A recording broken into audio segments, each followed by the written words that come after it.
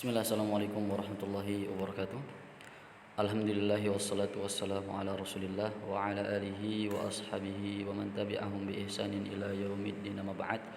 Allahumma alimna ma yanfa'una wanfa'na bima 'allamtana wa zidna ilman wa tuqan wa amalan salihan. Allahumma inna na'udzubika min ilmin la yanfa' wa min qalbin la yakhsha wa min nafsin la tashba' wa min da'watin la yustajabu laha. Taib, untuk pelajaran keempat kita masih atau video yang keempat ya, kita masih di pelajaran yang ketiga. Ada beberapa hal yang harus atau perlu kita bahas di sini.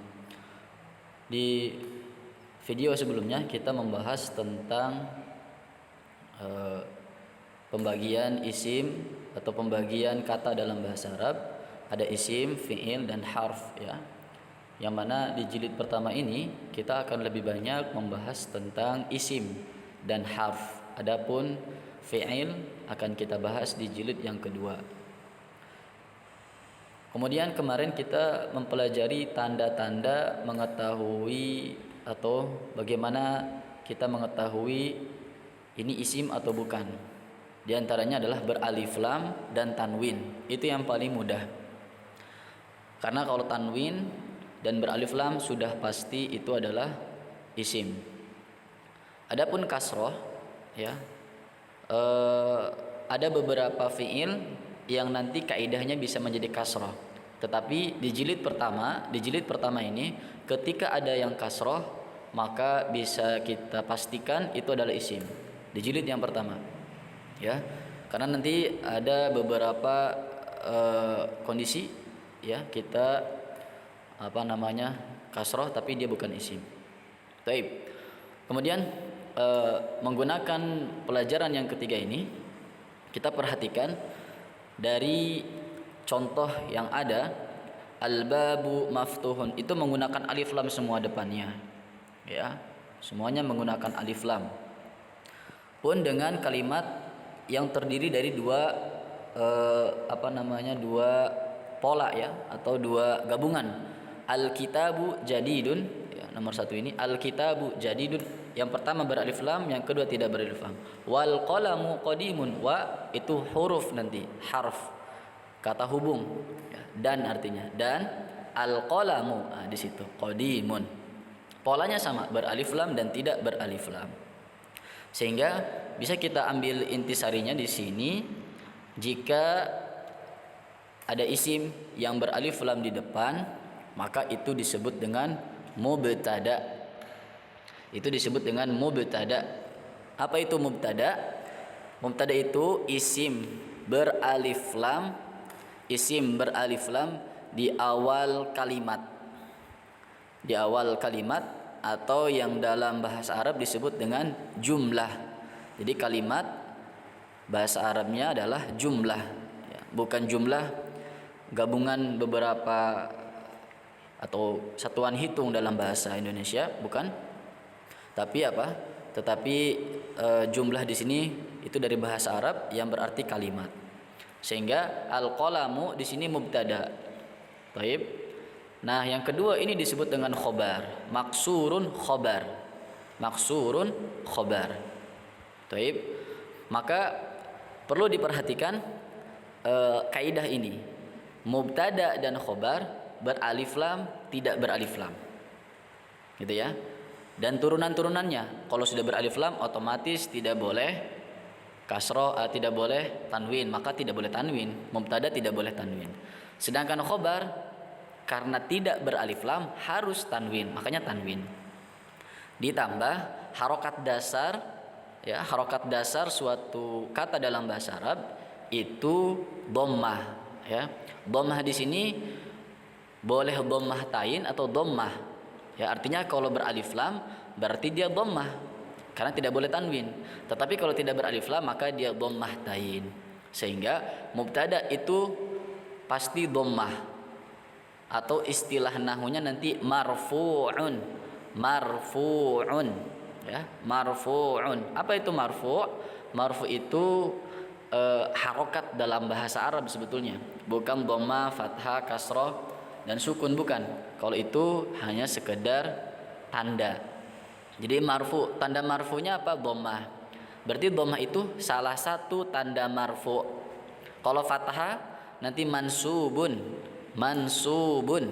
Kalau kasroh majrurun, majrurun, ya. Nanti insyaallah akan dibuatkan.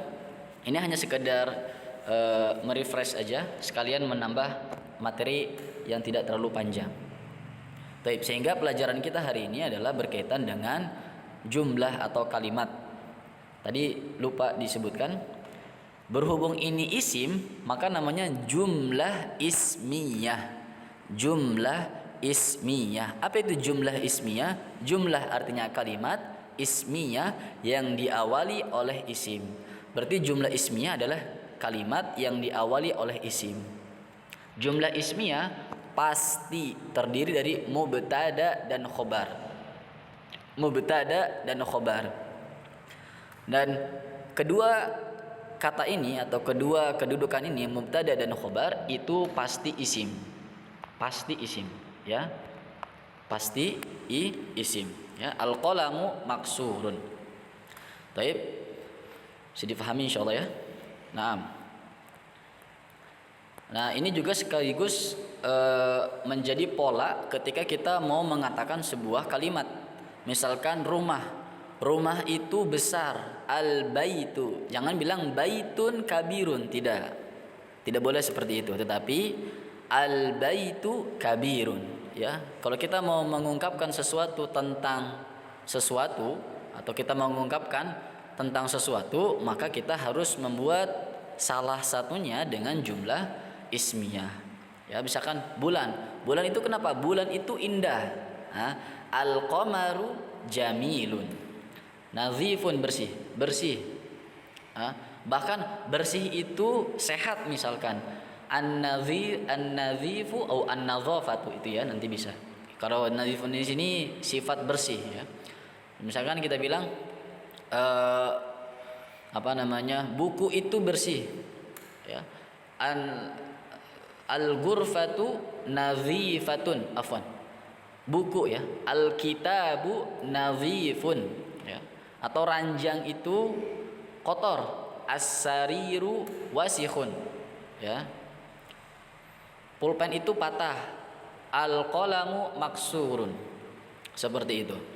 Sementara cara menerjemahkannya kita bakukan dulu polanya seperti yang sudah kita bahas bersama-sama. Walaupun nantinya dalam menerjemahkan kita harus lebih fleksibel. Ada masanya nanti, tapi sementara kita gunakan pola yang sudah ada. Baik. Di sini terakhir sampai halaman 15. Ya, kalau tidak salah. Baik, di halaman ke 17, ya. Di halaman 17, an-najmu ba'idun. Bintang itu jauh. As-sukkaru hulwun.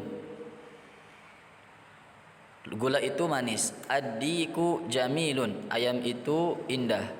Dik itu artinya ayam jago. Ayam jago itu indah. At-tajiru ghaniyun. Pedagang itu kaya. Al-waladu faqirun. Anak kecil itu miskin. Fakir itu artinya miskin. Ar-rajulu waqifun. Laki-laki dewasa itu atau laki-laki itu, lelaki itu berdiri. At-talibu maridun. Siswa itu sakit. Ad-daftaru jadidun. Buku tulis itu baru. Ya, buku kitabun itu secara umum. Buku apa saja, bentuknya seperti apa, kitab. Tapi kalau buku tulis ad-daftaru. Boleh nggak kita katakan buku tulis dengan sebutan kitab? Boleh. Ya, kitab itu tadi secara umum. Tapi kalau kita ngomong ad-daftar, berarti itu artinya buku catatan, buku tulis. Ad-dukanu maftuhun. Toko itu terbuka atau toko itu buka.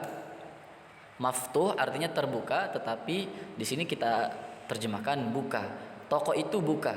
At-tufahu ladzizun.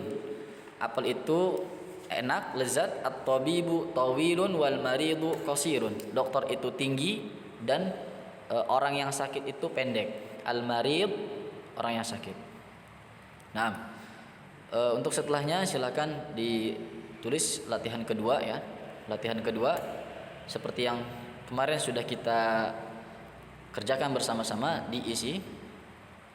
Kemudian latihan ketiga ini tinggal disilang-silang saja nanti di buku yang sudah ada bukunya, disilang-silang kemudian nanti difoto ya. Kemudian PR satu lagi adalah menulis perbedaan huruf qamariyah dan huruf syamsiyah. Huruf-huruf qamariyah dan huruf-huruf syamsiyah. Huruf-huruf yang dibaca jelas, alif lam yang dibaca jelas seperti kita melihat bulan, dan alif lam yang dibaca tidak jelas, artinya tidak dibaca sebagaimana kita melihat matahari yang tidak jelas. Di sini contohnya nomor 1 alnya dibaca jelas, al abu ya, sedangkan di sini huruf ta at-tajiru. Artinya kita tidak boleh mengatakan al tajiru, tidak boleh. Begitu juga yang al ab atau yang di sini huruf ba ya, abbabu tidak boleh, tapi al babu seperti itu. Baik, silakan nanti huruf-huruf qamariyah ini ditulis ya di halaman 19, nanti ditulis kemudian diterjemahkan ya, diterjemahkan seperti yang sudah disampaikan kemarin, bisa menggunakan kamus Ustadz Firanda hafizahullahu taala. Demikian pelajaran untuk video kali ini, mudah-mudahan bisa bermanfaat. Assalamualaikum warahmatullahi wabarakatuh.